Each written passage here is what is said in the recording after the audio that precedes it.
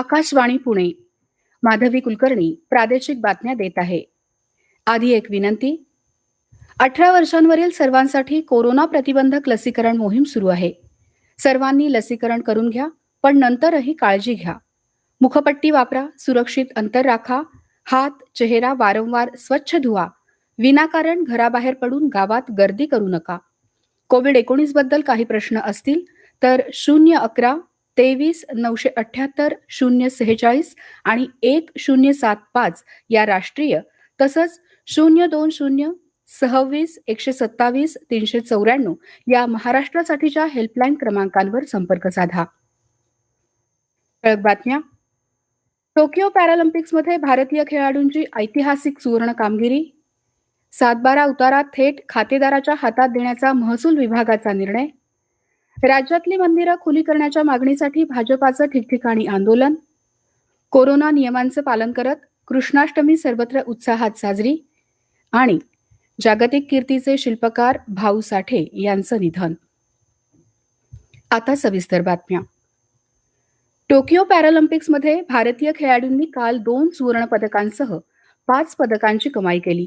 या स्पर्धेत भारताला आतापर्यंत 7 पदकं मिळाली असून या सर्वच खेळाडूंवर देशभरातून अभिनंदनाचा वर्षाव होतो आहे. टोकियो पॅरालिम्पिकमधील भारतीय खेळाडूंच्या आतापर्यंतच्या कामगिरीवर आधारित हा वृत्तांत. ऐसे है जो पूछे क्या कर पाएगा, क्या अपनी मिट्टी खातिर तू लड़ पाएगा, ये आखिरी बारी सोच के अब तू जान लगा दे, जा तेरे पीछे देश की तेरी परछाई है, कर दे कमाल तू, बन जा मिसाल तू. टोकियो पॅरालिम्पिक्समध्ये सुमित अंतिलनं भारताला दुसरं सुवर्ण पदक मिळवून दिलं आहे. सुमितनं 68.85 मीटर भालाफेक करून नवा विश्वविक्रमही नोंदवला आहे. भारतीय नेमबाज अवनी लेखारा हिने 10 मीटर एअर रायफल नेमबाजीमध्ये सुवर्ण पदक जिंकलं आहे. 19 वर्षीय अवनी ही सुवर्ण पदक जिंकणारी पहिली भारतीय महिला खेळाडू ठरली आहे. भाविना पटेल हिनं महिलांच्या टेबल टेनिस प्रकारात, योगेश कठुनिया यानं थाळीफेक प्रकारात, निषाद कुमारनं पुरुषांच्या उंच उडी स्पर्धेत तर देवेंद्र झाझरिया याने भालाफेक प्रकारात रौप्य पदक पटकावलं आहे. भारताच्या सुंदरसिंग गुर्जर यानं भालाफेक प्रकारात कांस्य पदक पटकावलं आहे.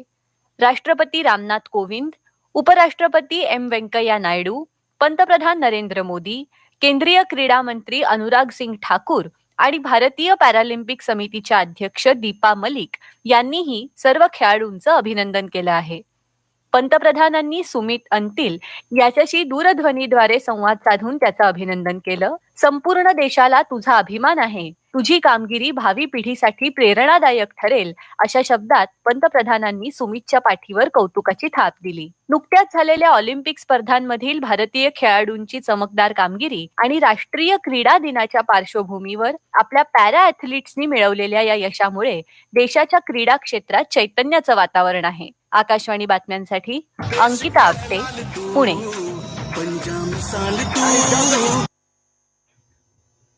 मुख्यमंत्री उद्धव ठाकरे आणि उपमुख्यमंत्री अजित पवार यांनीही सर्व भारतीय खेळाडूंचं अभिनंदन केलं आहे. अनेक राज्य आणि वैविध्यपूर्ण संस्कृती असलेल्या आपल्या देशाविषयी युवकांच्या मनात राष्ट्रप्रेमाची भावना निर्माण होण्याची गरज असल्याचं केंद्रीय अर्थ राज्यमंत्री डॉक्टर भागवत कराड यांनी म्हटलं आहे. भारतीय स्वातंत्र्याच्या अमृत महोत्सवी वर्षानिमित्त आकाशवाणी औरंगाबाद केंद्राच्या प्रादेशिक वृत्त विभागानं येत्या 3 सप्टेंबर पासून आझादी का अमृत महोत्सव व्याख्यानमालेचं आयोजन केलं आहे. या व्याख्यानमालेच्या उद्घाटन प्रसंगी ते काल बोलत होते. खासदार सय्यद इम्तियाज जलील यांची यावेळी विशेष उपस्थिती होती.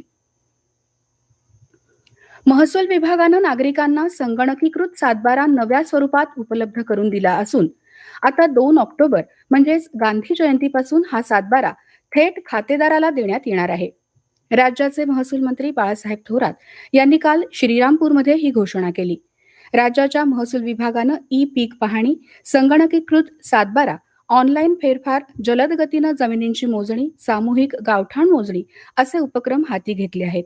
याच उपक्रमांचा एक भाग म्हणून नवीन ऑनलाईन सातबारा तयार करण्यात आला आहे. हा सातबारा उतारा खातेदारांना थेट घरपोच आणि मोफत दिला जाणार आहे. खातेदारांना मोफत आणि घरपोच उतारा देणारं महाराष्ट्र हे देशातलं पहिलंच राज्य ठरल्याची माहिती थोरात यांनी दिली आहे. पुणे जिल्ह्याच्या इंदापूर तालुक्यातल्या नीरा भीमा साखर कारखान्याचे ऊस वाहतुकीचे 250 ट्रॅक्टर्स यावर्षी सीएनजी गॅसवर चालवले जाणार आहेत.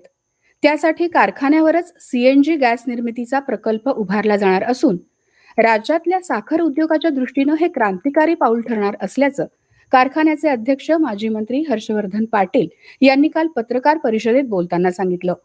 नीरा भीमासह राज्यातील एकंदर 5 कारखाने यंदाच्या हंगामात सीएनजीचा वापर करणार आहेत. अहमदनगर जिल्ह्यातल्या बाबुर्डी घुमट गावामध्ये राहुरी कृषी विद्यापीठ आणि खासगी भागीदारीतून स्वयंचलित हवामान केंद्र बसवण्यात आलं आहे. फुले इरिगेशन शेड्युलर ॲप आणि ऑटोमॅटिक पंप कंट्रोलर शेतकऱ्यांना देण्यात आलं असून यामुळे शेतकऱ्यांना त्यांच्या मोबाईलवर त्या दिवसाचं हवामान आणि त्यानुसार पिकांना किती वेळा पाणी द्यायचं याबाबतची सूचना मिळणार आहे. मोबाईलद्वारेच मोटार बंद आणि सुरू करणंही शक्य होणार आहे. बांबुर्डी घुमट हे गाव एक पथदर्शी गाव म्हणून साकार करू असं प्रतिपादन महात्मा फुले कृषी विद्यापीठाचे कुलगुरू डॉक्टर पी.जी. पाटील यांनी काल उद्घाटन समारंभात केलं. देशात काल सकाळी संपलेल्या 24 तासात 42,909 नवीन कोरोनाबाधितांची नोंद झाली, तर 34,773 रुग्ण कोरोनामुक्त झाले. राज्यात काल कोविड-19चे 4,696 रुग्ण बरे झाले असून रुग्ण बरे होण्याचा दर 97.2% आहे. काल राज्यात 3,741 नवे कोरोनाबाधित आढळले. उपचाराधीन रुग्णसंख्या 51,834 असून राज्यात काल 52 रुग्णांच्या मृत्यूची नोंद झाली. हे प्रादेशिक बातमीपत्र आपण आकाशवाणीच्या पुणे केंद्रावरून ऐकत आहात. या बातम्या आपण न्यूज ऑन AIR या ॲपवर देखील ऐकू शकता. ताज्या अपडेट्ससाठी आपण आम्हाला फॉलो करू शकता.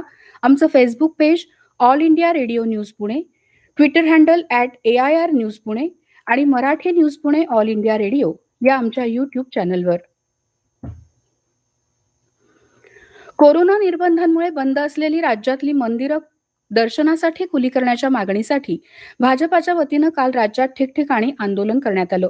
नाशिकमध्ये गोदावरी नदीच्या काठावर संत महंतांच्या उपस्थितीत भाजपाच्या आध्यात्मिक आघाडीचे प्रमुख तुषार भोसले यांच्या नेतृत्वाखाली शंखध्वनी आणि घंटानाद करण्यात आला. परभणी, नांदेड, गडचिरोली, नंदुरबार, शहादा, पुणे, शेगाव आणि शिर्डीमध्येही अशाच प्रकारे आंदोलनं करण्यात आली. श्रीकृष्ण जन्मोत्सव काल सर्वत्र मोठ्या उत्साहात पण कोरोना नियमांचं पालन करत साजरा करण्यात आला. ठिकठिकाणी भजन, पूजन, आरती असे विविध धार्मिक कार्यक्रम झाले. ठिकठिकाणच्या मंदिरांमध्ये मोजक्या भाविकांच्या उपस्थितीत काल रात्री कृष्ण जन्म साजरा करण्यात आला. अनेक मंदिरांनी समाज माध्यमांची मदत घेत कार्यक्रमाचं थेट प्रसारण केलं. राज्यात दहीहंडी कार्यक्रमांना बंदी घालण्यात आली असून बहुतांश दहीहंडी मंडळांनी संयमाचं पालन करत सामाजिक उपक्रमात सहभाग नोंदवला आहे. दहीहंडी उत्सवाला मनाई केल्यामुळे नाशिकमध्ये महाराष्ट्र नवनिर्माण सेनेच्या नाशिक शाखेच्या वतीनं काल निषेधाची दहीहंडी फोडून महाविकास आघाडी सरकारच्या विरोधात आंदोलन करण्यात आलं. लोकसंस्कृतीचे लोकउपासक असलेला लोककलावंत पांगुळ हा मराठी संस्कृतीत सूर्याचा सारथी म्हणून ओळखला जायचा. सूर्य उगवण्याच्या अगोदर तो झाडावर बसून धर्म जागवण्यासाठी गाणी गायचा. कुठे गेला हा पांगुळ ते जाणून घेण्याचा प्रयत्न केला आमच्या हिंगोलीच्या प्रतिनिधीनं. तांबडं फुटायला लागला आहे. पाणवठ्यावर बाया बापड्यांची ये-जा सुरू झाली आहे. अशा वेळी गावातल्या एखाद्या वर्दळीच्या रस्त्यावरील झाडावरून पाखरांच्या ललकारीबरोबरच पांगुळाचाही आवाज यायचा.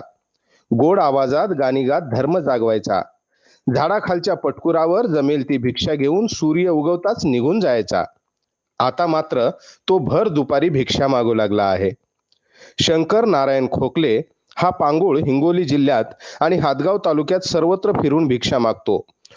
तो मूळ हादगाव तालुक्यातील निवघा इथला रहिवासी आहे. धर्म जागवण्याची विधी त्याला जमत नाही. तो सांगतो की आता आम्ही धर्म जागवण्याची गाणी गायली तरी कोणी ऐकत नाही. आमच्या हातावर भिक्षा ठेवतात, चला निघा म्हणतात. लोकांची मानसिकता बदलली, त्यामुळे पांगुळही बदलला. ही लोकसंस्कृती जागवणारी पिढी आता संपत आली आहे. पांगुळांची मुलं शिक्षण घेत आहेत. ती यापुढे या परंपरेत असणार नाहीत. आकाशवाणी बातम्यांसाठी रमेश कदम, हिंगोली. वाशिम यवतमाळ लोकसभा मतदारसंघाच्या खासदार भावना गवळी यांच्या रिसोड तालुक्यातल्या विविध संस्थांवर काल सक्तवसुली संचालनालयानं एकाच वेळी छापे टाकले. ईडीनं सर्व ठिकाणं सील करून कागदपत्रांची चौकशी केली. भाजपा नेते किरीट सोमय्या यांनी नुकताच गवळी यांच्यावर आर्थिक गैरव्यवहाराचा आरोप केला होता. दरम्यान आपल्याला ईडीची कुठलीही नोटीस आली नसून आपल्या विरोधात हे षडयंत्र आहे असं सांगत गवळी यांनी हे सर्व आरोप फेटाळून लावले आहेत. केंद्रीय मंत्री नारायण राणे यांना काल महाड न्यायालयाच्या आदेशानुसार अलिबाग पोलीस ठाण्यात हजर व्हायचं होतं. मात्र प्रकृती अस्वास्थ्यामुळे राणे उपस्थित राहू शकत नसल्याचं पत्र राणे यांच्या वतीनं त्यांचे वकील अॅडव्होकेट चिकणे यांनी स्थानिक गुन्हा अन्वेषण विभागाकडे सादर केलं. नवी मुंबईतल्या ऐरोली चिंचपाडा इथं सेंद्रिय घनकचरा आणि सांडपाणी वापरून बायोगॅस आणि वीज निर्मिती प्रकल्प उभारण्यात आला आहे. नगरविकास मंत्री एकनाथ शिंदे यांच्या हस्ते काल या प्रकल्पाचं लोकार्पण करण्यात आलं. या प्रकल्पाद्वारे दररोज 5 टन बायोगॅसची निर्मिती होणार असून 300 युनिट्सची वीज निर्मिती करण्यात येणार आहे. पीक विम्याचे पैसे मिळावेत या मागणीसाठी काल पुण्यात कृषी आयुक्त कार्यालयाबाहेर अखिल भारतीय किसान सभेच्या वतीनं आंदोलन करण्यात आलं. राज्यभरातील शेतकरी यासाठी एकत्र आले होते. राष्ट्रपिता महात्मा गांधी आणि आचार्य विनोबा भावे यांची शिकवण आत्मसात करत आत्मनिर्भरतेचं तत्व आपण आत्मसात केलं आहे असं प्रतिपादन खासदार सुप्रिया सुळे यांनी काल वर्ध्यातल्या सेवाग्राम इथं केलं. सेवाग्राम आश्रम प्रतिष्ठानमध्ये गांधी आणि ग्रामस्वराज्य या विषयावरच्या परिसंवादाच्या समारोप प्रसंगी त्या बोलत होत्या. 2 दिवसांच्या या परिसंवादामध्ये राज्यातले 55 प्रतिनिधी सहभागी झाले होते. मुंबई शेअर बाजाराच्या निर्देशांकानं काल 56,890 ही आतापर्यंतची सर्वोच्च पातळी गाठली. राष्ट्रीय शेअर बाजाराचा निर्देशांक 226 अंकांनी वाढला आणि 16,931 या विक्रमी पातळीवर गेला. जागतिक कीर्तीचे शिल्पकार सदाशिव तथा भाऊ साठे यांचं काल कल्याण इथं अल्पशा आजारानं निधन झालं. ते 95 वर्षांचे होते. मुंबईतल्या गेटवे ऑफ इंडिया समोर छत्रपती शिवाजी महाराजांचं पूर्णाकृती शिल्प, दिल्लीत गांधीजींचं शिल्प तसंच गुजरातमध्ये दांडी यात्रा ही शिल्प साठे यांनी उभारली आहेत. त्यांनी स्वामी विवेकानंद, पंडित जवाहरलाल नेहरू, राणी Elizabeth, Lord Mountbatten, Netaji Subhashchandra Bose, Atal Bihari Vajpayee, Pandit Deendayal Upadhyay यांची शिल्पही उभारली आहेत. शिल्पकलेच्या अभ्यासकांसाठी त्यांनी आकार हे पुस्तकही लिहिलं आहे. महाराष्ट्र राज्य डॉक्टर बाबासाहेब आंबेडकर दलित मित्र संघाचे राज्य उपाध्यक्ष आणि विश्वस्त संतू पुंजा आढाव यांचं काल संगमनेरमध्ये निधन झालं. ते 86 वर्षांचे होते. महाराष्ट्र शासनाच्या डॉक्टर बाबासाहेब आंबेडकर दलित मित्र पुरस्कारानं त्यांना सन्मानित करण्यात आलं होतं. आता राज्यातल्या काही पावसाच्या बातम्या. विदर्भ आणि मराठवाड्यात काही ठिकाणी काल मध्यम ते जोरदार पावसानं हजेरी लावली. गडचिरोलीमध्ये काल पडलेल्या मुसळधार पावसामुळे गोविंदपूर नाल्याला पूर आला असून गडचिरोली चामोर्शी मार्ग बंद झाला आहे. परभणी जिल्ह्यात पालम शहराजवळ लेंडी, गलाटी आणि सेलू नद्यांना पूर येऊन आजूबाजूच्या शेतपिकांचं नुकसान झालं आहे. लेंडी नदीच्या पुरामुळे परिसरातल्या 12 गावांचा संपर्क तुटला आहे. बीड जिल्ह्यातही काल पावसाची संततधार होती. रायगड जिल्ह्यात हवामान विभागानं आजपासून 3 दिवसांसाठी अतिवृष्टीचा ऑरेंज अलर्ट दिला आहे. या पार्श्वभूमीवर जिल्हा प्रशासन आणि जनतेनं सतर्क राहावं असं आवाहन जिल्हाधिकारी डॉक्टर महेंद्र कल्याणकर यांनी केलं आहे.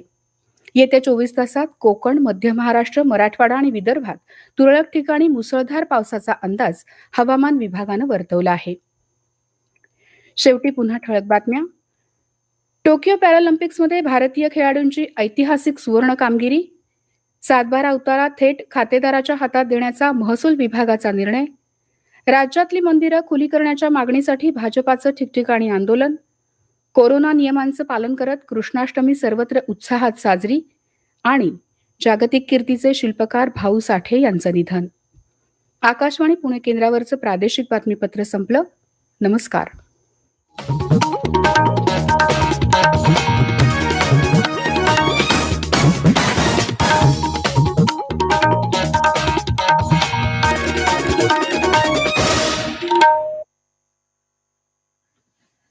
आमची यानंतरची उद्घोषणा लगेचच.